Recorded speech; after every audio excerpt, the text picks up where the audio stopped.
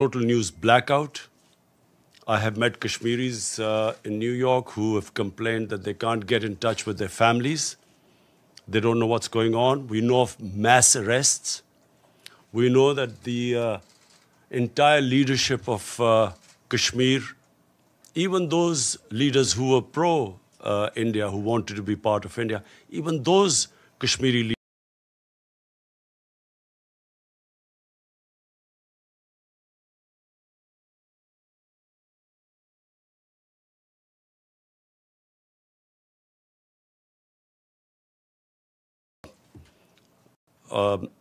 who came to see me, who belongs to Kashmir, told me that his relative suffers from dialysis, has kidney problems, so has to have dialysis, and he's fearing for his life. So basically, my whole point of saying, of coming here was to highlight this. This is unprecedented. 8 million people in an open jail is unprecedented in this day and age. And then this nonsense that this is a part of India, so the world should stay out. Just to remind the world that there are 11 Security Council, UN Security Council resolutions that recognize Kashmir as a disputed territory and which gave the right to people of Kashmir the right of self-determination through a plebiscite to decide their destiny. That right has been given to the people of Kashmir. For 70 years, this plebiscite never took place. And then unilaterally, this BJP government has annexed Kashmir.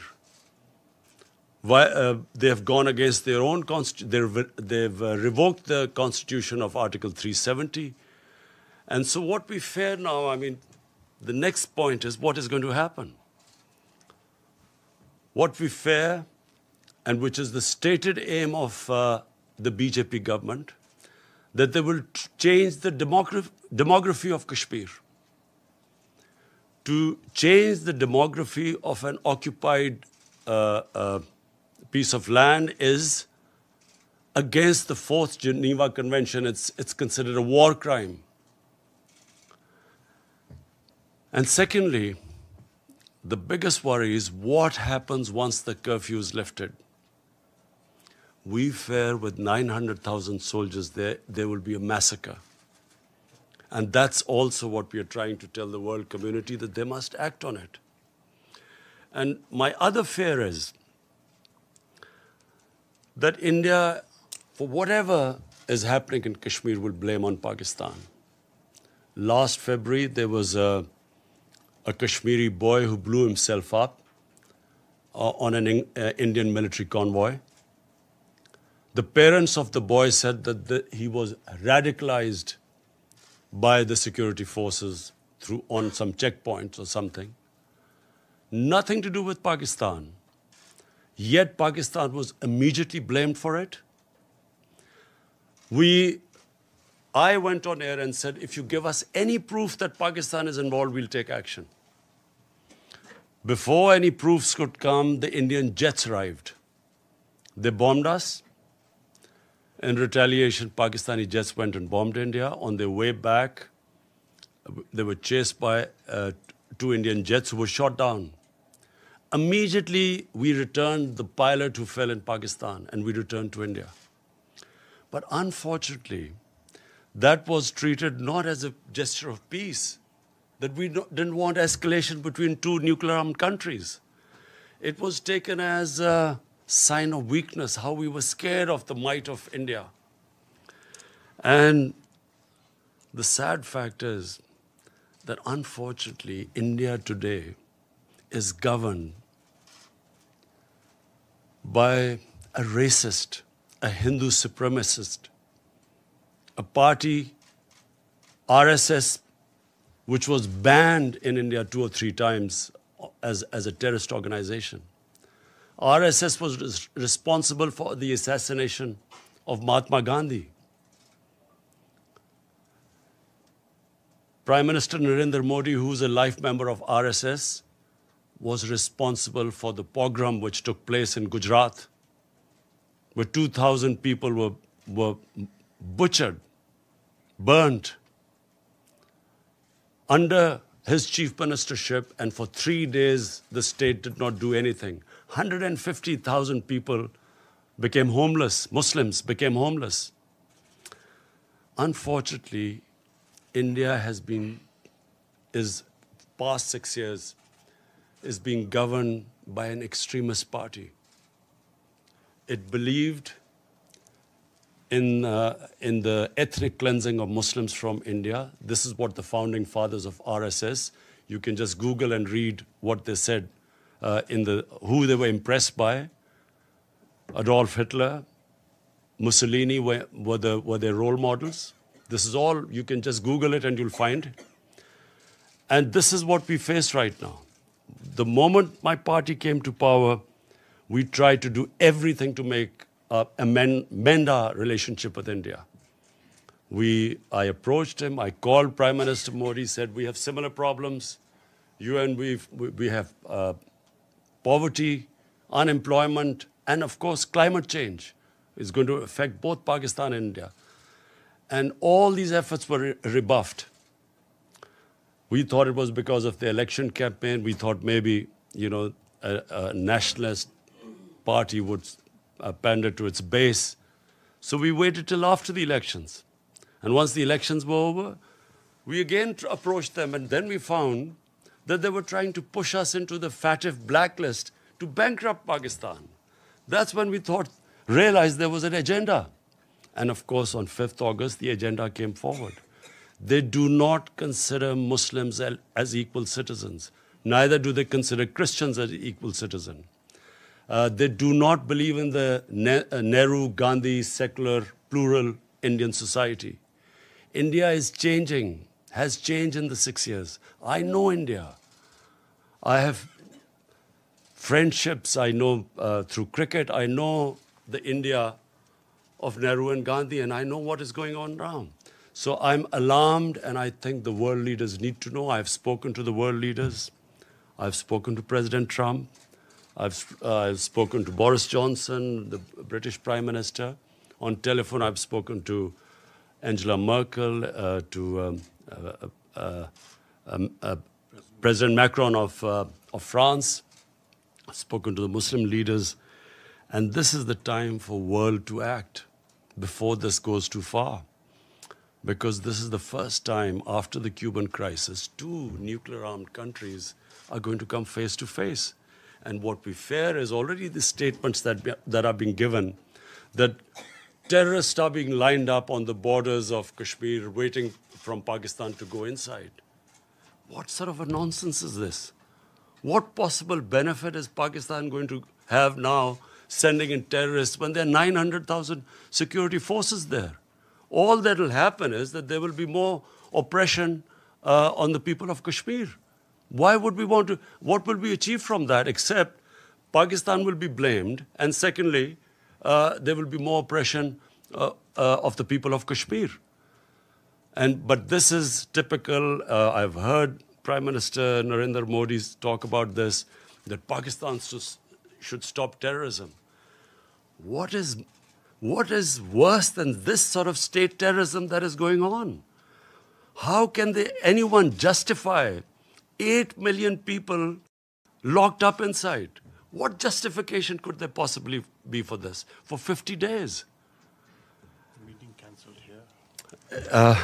Anyway, I hope that, by the time I leave here, I will be able to apprise everyone of the situation.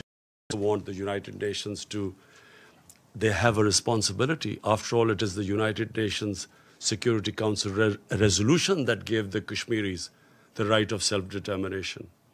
And what is happening to them right now, responsibility lies on the United Nations too. And also, I think, finally, of the world leaders, the big countries, the powerful countries, I would urge them to look beyond big markets. There are certain, if this thing goes wrong, the effects will go way beyond the borders of the subcontinent. And this obsession with big markets and trade and all that, I mean, this is serious. And I again repeat, we do not know what will happen after the curfew is lifted. And my fear is that with 900,000 troops there, there will be a massacre. Yes, Mr. Prime Minister. Wait, Mr. Prime Minister. Michelle from Reuters, please go ahead.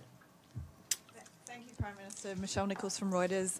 On behalf of the UN Correspondents Association, thanks so much for the news conference.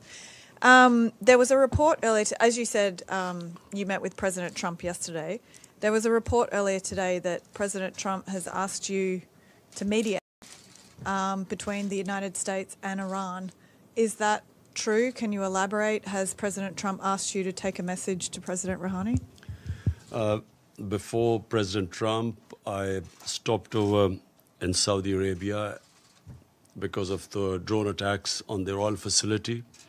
And I spoke to Prince Mohammed bin Salman, and he also asked me to talk to the Iranian president. He knew I was meeting him. And so also President Trump asked me that if we could de-escalate the situation and maybe come up with another deal. So I did convey this, and yes, we are trying our best. It's an ongoing thing, so I can't reveal more than that. So, sorry, just a quick follow-up. So, yes, you are now mediating between the United States and Iran. And when did you speak with President Rouhani? I immediately spoke to President Rouhani yesterday, after the meeting with President Trump. But I can't say anything right now more than this, except that we are trying and mediating. So how do you think the situation can be escalated? I'm hoping that, that there is no conflict. You see, I do not believe that conflicts actually resolve anything. I mean, we have the situation in Afghanistan, and here's me on record saying that I was anti this, the whole war in Afghanistan and Pakistan becoming part of this war. And I was told both times that, look, the war in Afghanistan will be over in a few weeks, and Pakistan will only be involved in it for a few weeks. So, 19 years down the line, we have a situation. Again, by the way, we are still hoping. I've spoken to President Trump. We are trying now to get the talks restarted between Taliban and the Americans. And hopefully, if the deal is signed, which was almost about to be signed, then I would try and meet the Taliban to convince them to talk to the Afghan government then. Because until now, that's where the hitch was. Taliban were talking to the Americans, but not to the Afghan government. So Pakistan is affected by this, by all the turmoil in Afghanistan. We desperately want there to be peace, also for the sake of people of Afghanistan. Also, this would be a tragedy for not just Pakistan, but I mean for all developing countries with their budgets being affected if this war takes place and the oil prices shoot up. It's going to cause much more poverty, so we'll try our best in both cases. Thank you. James, Al Jazeera, and after this, if I can't identify somebody, please identify yourself before you ask a question. James, go ahead. James Bays from Al Jazeera. On Kashmir, I've heard absolutely everything you've said, but I still want to ask this question. You're here in New York.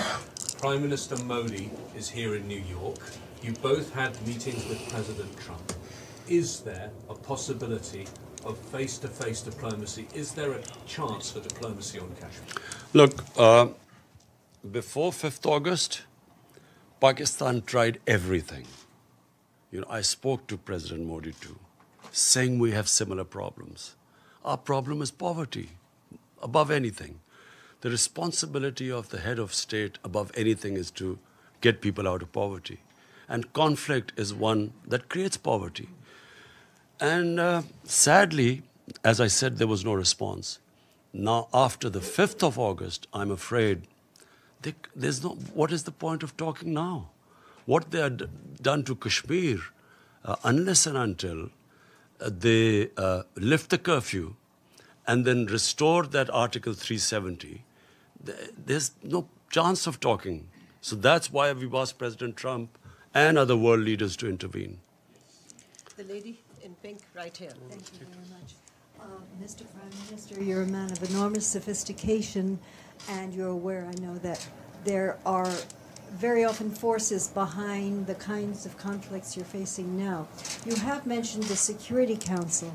Now, one of my concerns, if this issue becomes before the Security Council, is there has been a tendency to attack Islamic countries, Iraq, Libya, and now Syria. And wouldn't it be risky to get the Security Council, with its multiple interests conflicting, involved in this? What would your expectation or hope be? The responsibility is peace and security. Look, I mean, if ever the Security Council has to move, it's now. And I'll say for two reasons.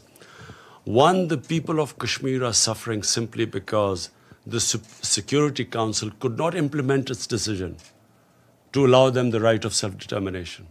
The 11 resolutions. So it's their responsibility. 8 million people are locked inside for 50 days. It's inhuman. So what is the Security Council for then? Second, this has a potential of the unthinkable. Two nuclear-armed countries face to face. Surely the Security Council came into being to stop this. I mean, this is as bad as it gets. Yeah.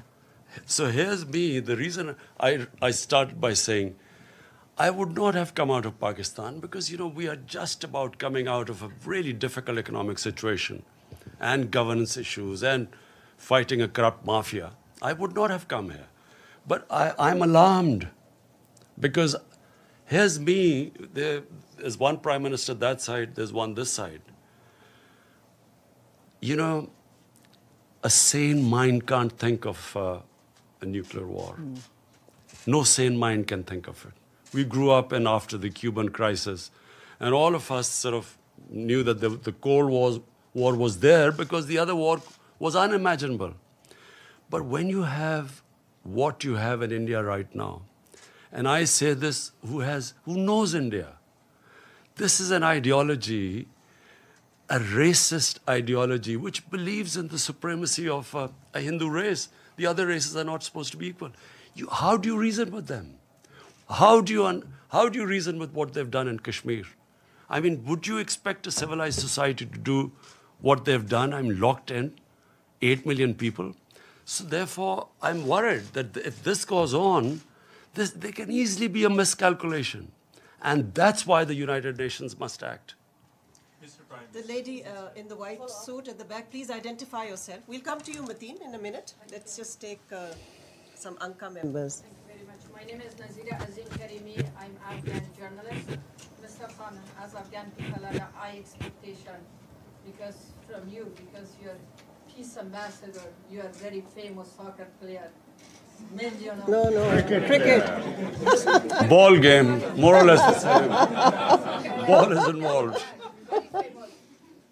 As a peace ambassador, which role Pakistan should play to bring Taliban and the table to make negotiation with the Afghan government? What is the reason Thank you. why they don't want to talk with Afghan government? Thank you.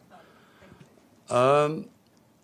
Well, this was a sticking point, as you're right, that the Taliban were willing to talk to the Americans, but not to the Afghan government.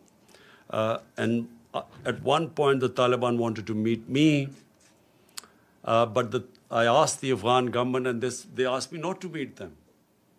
So the reason they said was that until President Ghani came to Pakistan, only then afterwards I should meet them. So I was planning to meet them once they had signed the deal with the Americans, and I would have met them for only one reason, that they should now talk to the Afghan government.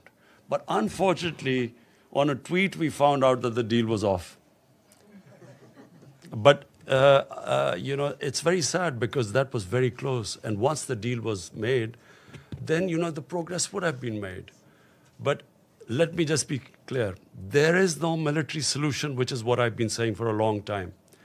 And once the Afghans get together, they will find a solution. It must be if the government sits down with the Taliban, they'll find a solution. But it's a question of getting them there. Iftikhar, APP. Thank you, Prime Minister. Iftikhar Ali from Associated Press of Pakistan. For weeks, you have been calling for lifting of siege in Indian occupied Kashmir.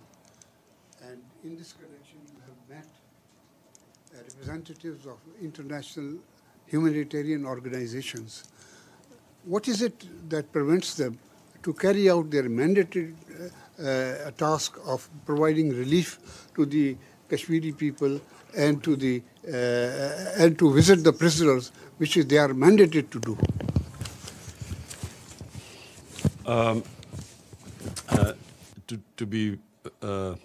To be absolutely frank, I am a bit disappointed by international community.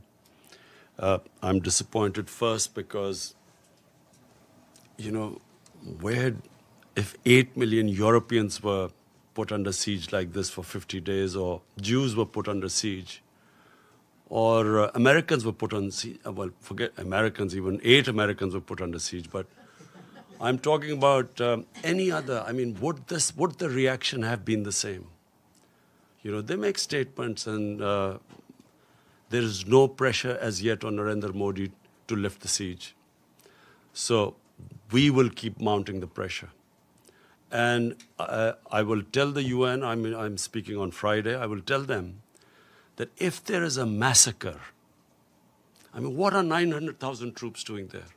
When India says that, these Pakistan is sending these terrorists, 500 terrorists, what can 500 terrorists do in front of 900,000 troops? Why would you send 500 terrorists as what they're saying? 900,000 troops are not to fight terrorists. They are to control, intimidate, and subjugate a population. And population, the entire Muslim population, I mean. This is why it is going to have repercussions far beyond Kashmir. Because 1.3 billion Muslims are watching this. Where is the world community? Where is the international community? Where are laws? United Nations Security Council had given them that right of self-determination. And what is happening to them now? So this will have repercussions. It's going to create radicalization. This is going to get worse. I'm flagging it right now because this is just the beginning. Once the curfew is lifted, God knows what is going to happen after that. Do they expect that the people of Kashmir, who've already lost 100,000 people in over 30 years, do they think that just because India has revoked Article 370, they will quietly accept the status quo? They will accept that India has taken over and annexed Kashmir? Of course, this is going to be there's every likelihood of there being a massacre. So the world community will be responsible. Mateen Haider. Can I just add to what the Prime Minister said to your question, sir? The President of the ICRC met the Prime Minister yesterday, and he said that in order to go and operate in Jammu and Kashmir, Indian occupied side, they need permits. They've applied for permits, and they have neither been refused nor been given permits. So practically, they're inaccessible. Yes, Mr. Prime Minister over here, Mateen Haider, Ji, Mateen. So you just expressed disappointment over international community's cold response. But you are saying at the same time you are making all efforts, meeting world leaders.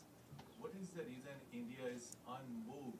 And when you met President Trump, again he said that he is ready to mediate if requested. So when he will be requested, and second part of it, how serious is the threat of attack or adventure from the Indian side, and what is your defense preparation?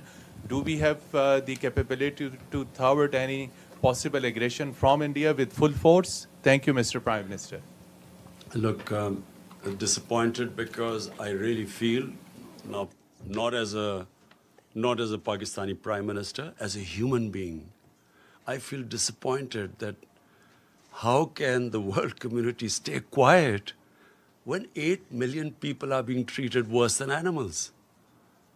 It's just simply disappointment coming from there.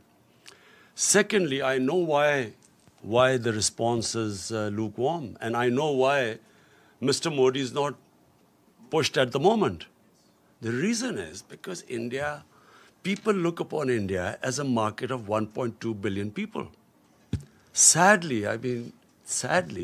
this is what is happening. Material comes over the human.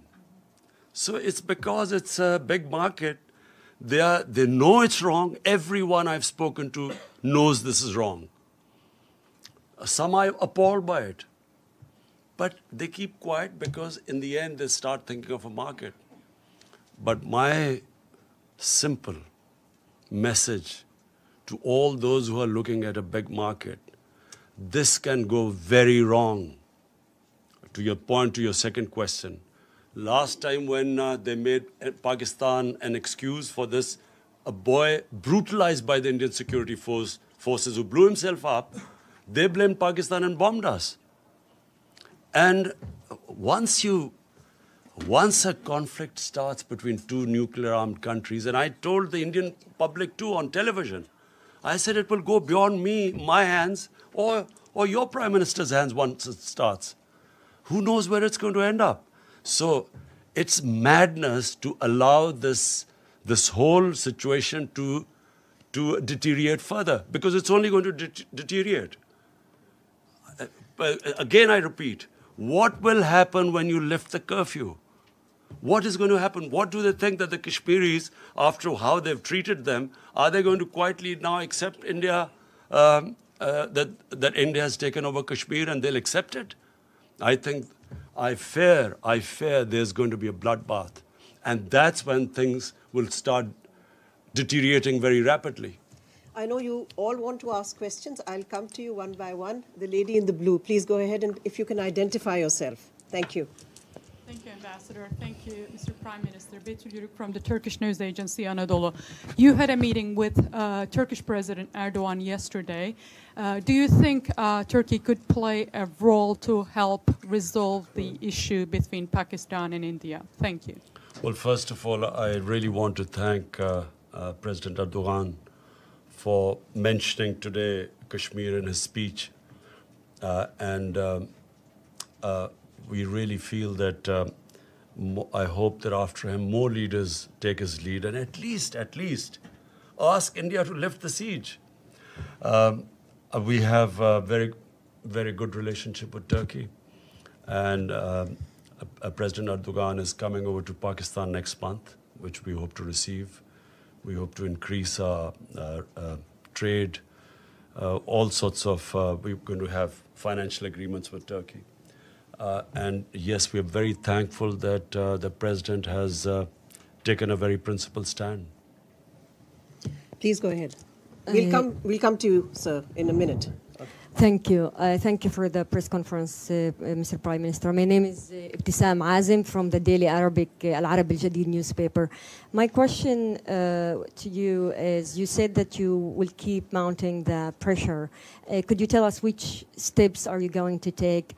And then to which extent are you afraid that the situation of Kashmir will be very similar to what's happening in the occupied Palestinian territories, where you have a lot of resolutions, a lot of sympathy, but on the ground there is no concrete steps to help the local people. Thank you very much. You see, just like until the Palestinians are given a just settlement, there will always be a problem there. But, you know, of course, Israel is very powerful and probably at the peak of its might. And so for the time being, they've put a lid on it. But eventually there has to be some settlement there, with a just settlement where the Palestinians have a homeland. I think that Kashmir is going to be a bit different. For 30 years, people of Kashmir have wanted this freedom movement has grown. Today, the act done by the Indian government of shutting people in their homes for 50 days has alienated the entire spectrum of Kashmiri public. There were at times people who were pro-Indian and who were, as I say, there were Kashmiri leaders like Umar Abdullah and Mehbooba Mufti who were pro-India. Today, no one will be able to ever get a vote in Kashmir who's pro-India because of what they've done. And they've actually, what the BJP government has done is it has actually told the Kashmiris that you're not equal human beings. They do not consider them human beings. Only, hence a mindset can put people inside what they've done. And not thinking through what happens once the siege is lifted.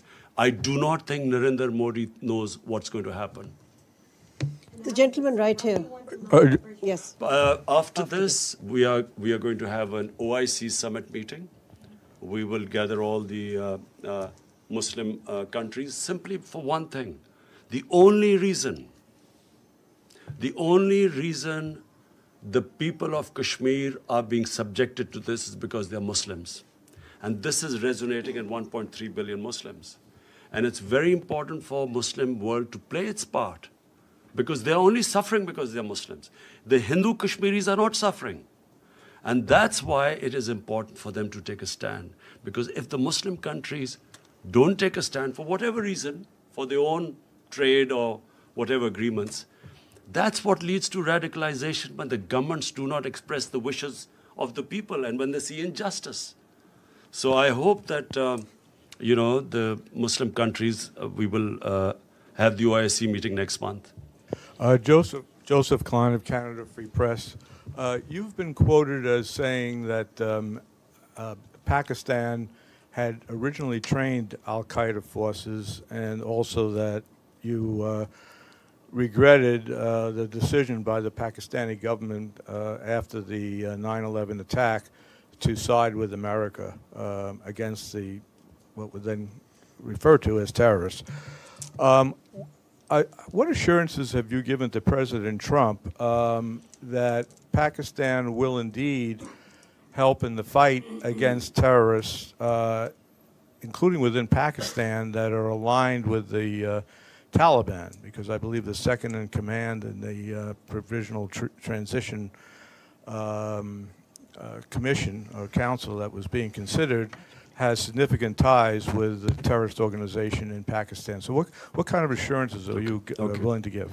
Let me, what I said, and let me explain it in the exact context which I spoke. 1979, the Soviets invaded Afghanistan. 1980-81, the Americans decided to back Pakistan, to back the freedom struggle in Afghanistan. And in 80s, then jihad was declared against the Soviets, and Muslims from all over the world were invited to participate in the jihad, means a freedom struggle for Afghanistan against the Soviets. Amongst them were Al-Qaeda. All these different organizations, Mujahideen groups, all arrived in Pakistan to defeat the Soviets in Afghanistan. And of course, Pakistan trained them, but they were funded by the Americans, by the Western countries, because all the Western countries backed the Afghan jihad. So my whole point was that then Mujahideen, who were doing, the Russians would call terrorism, but then we would call them freedom fighters. They were trained in the art of guerrilla warfare, which the Russians called terrorism. And so when the Soviets left, my whole point is that the United States also packed up and left. And we were left with the groups. So I was just explaining how come when they talk about Pakistan having these groups, this is how we ended up having the groups. If it would have been, which is what we hope now, we hope that there's a proper transition from Taliban, from when the Americans pull out of Afghanistan, we hope there's a transition to a proper political solution rather than just packing up and going as happened in '89. There will again be chaos in Afghanistan. So my whole point is that when they left, chaos happened in Afghanistan, Pakistan had the fallout. We were left with these groups, all dressed up and nowhere to go. And we were blamed in the end. After 9/11, when the same groups from Mujahideen turned into terrorists, Pakistan was blamed for it. We were given the job now to clear this up. And we ended up losing 70,000 people from 2003 onwards. And so my whole point is that either we should not have participated in the Afghan jihad. Once we had participated, then we should not have been part of the American war on terror, because they turned the people who we trained against the Soviets and foreign occupation. When the Americans occupied Afghanistan, they turned on Pakistan.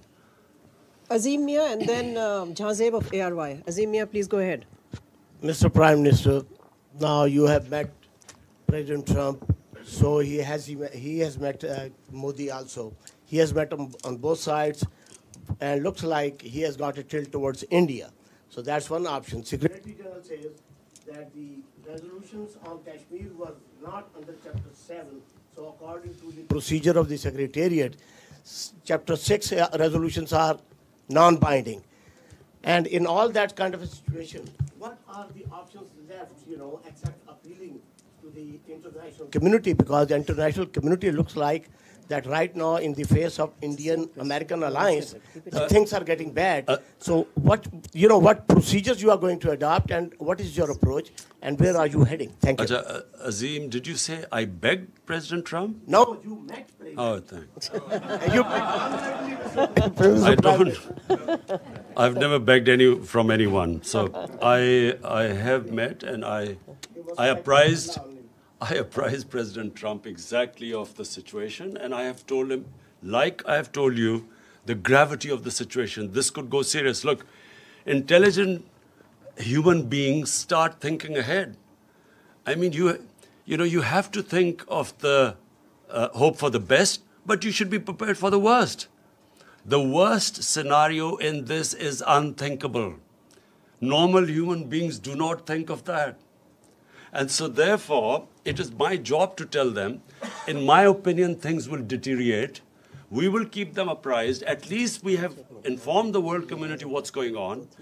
And as time goes on, and I fear that this is going to end up in a massacre, at least we will be able to tell the world community. And if India blames Pakistan for this, then at least the world would know about it.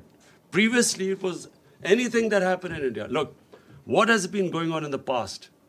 After 9/11, you used that magic word, Islamic terrorism, and all humanitarian rights were waved aside. You could do whatever you like with the people, provided you could term them as Islamic terrorists.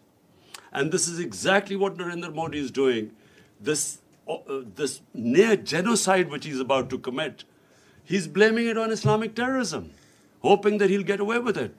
And that's why it's important for us to communicate with the Western world and civilized world and tell them what is happening. That's why we're telling them, send your own observers and find out what's happening.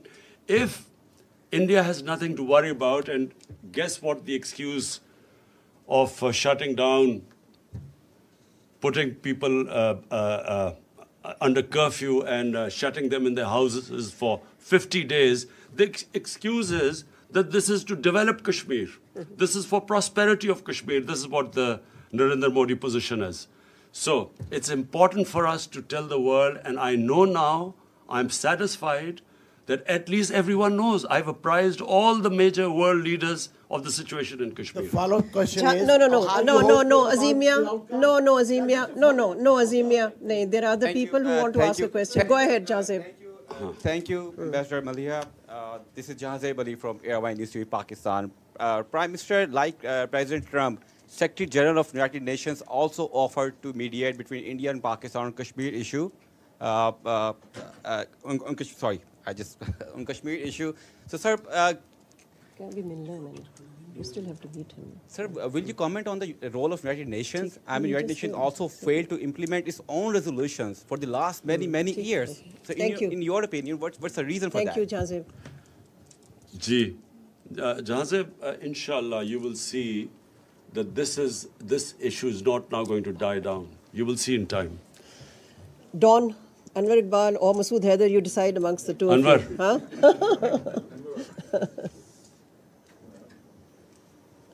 Sorry. Jane. I have a very brief, very simple question. You are here, met world leaders, you will be speaking in 2 days, and you will go back. What other options do you have now if the international community does not respond? Look, Anwar, let's be straight about this. What options have we got apart from this?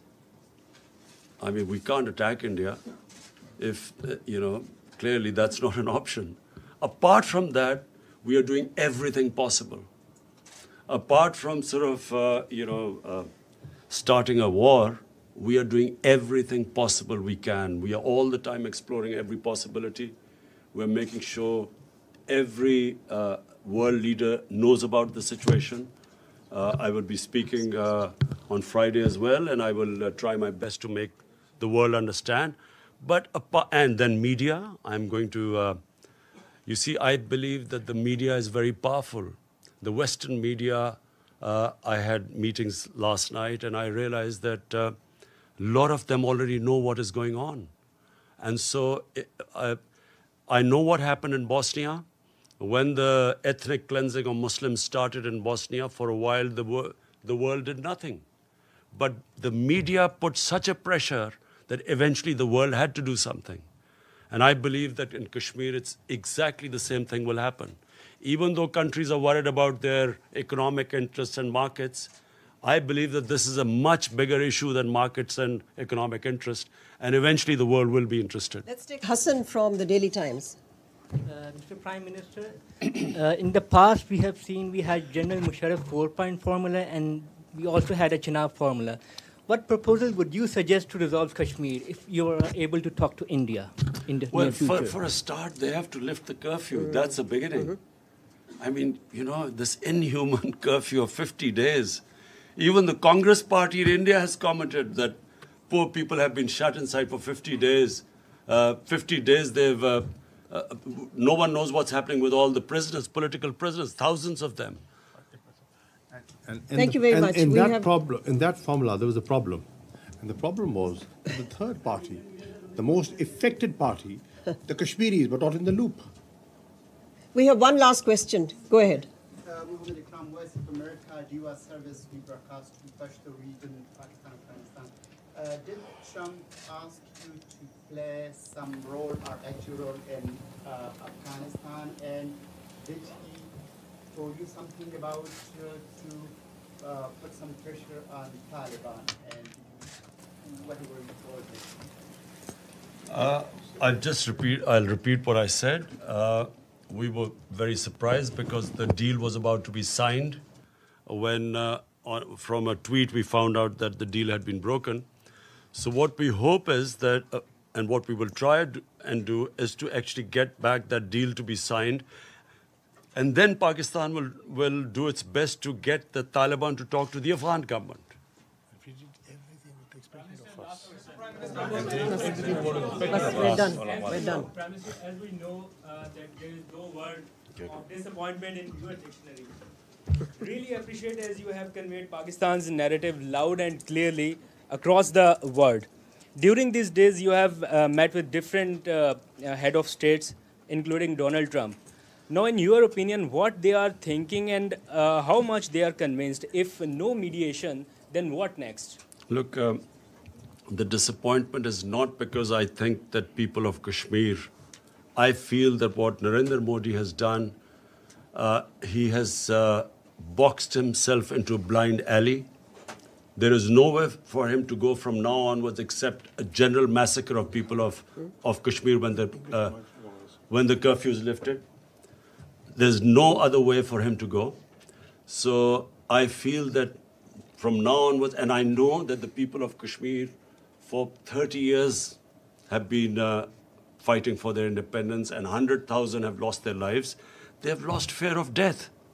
When a population, and you're talking about not a few thousands, 8 million people, when they lose fear of dying, and freedom becomes much more important than living a life of slavery, I don't think that he will be able to stop this now.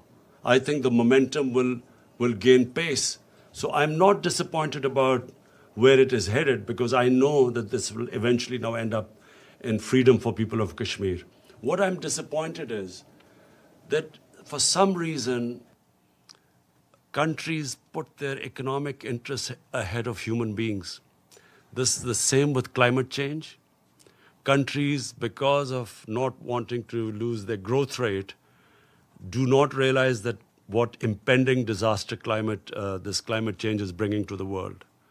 Neither do countries, for instance, which I'll be speaking about, this money laundering which comes from the developing world into the rich countries every year.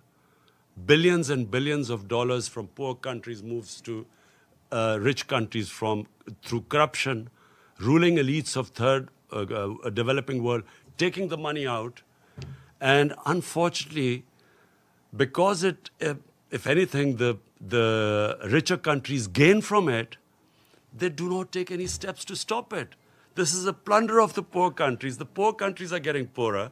The rich are getting richer. And these criminals who plunder the poor countries have an easy way of parking their money, buying flats in New York and London. And that's what we want. We want the world to take notice of this. The richer countries, they should have strong money laundering laws. They should, if we can identify that money has been stolen from our countries, it should be immediately given back to us. But this is the problem, because the laws are so complicated, and if the rich countries want, they can easily tighten the laws so that it will be the biggest deterrent for these criminals in third world to take the money out. Thank you. Thank you. Thank you very much. Last question. Thank you.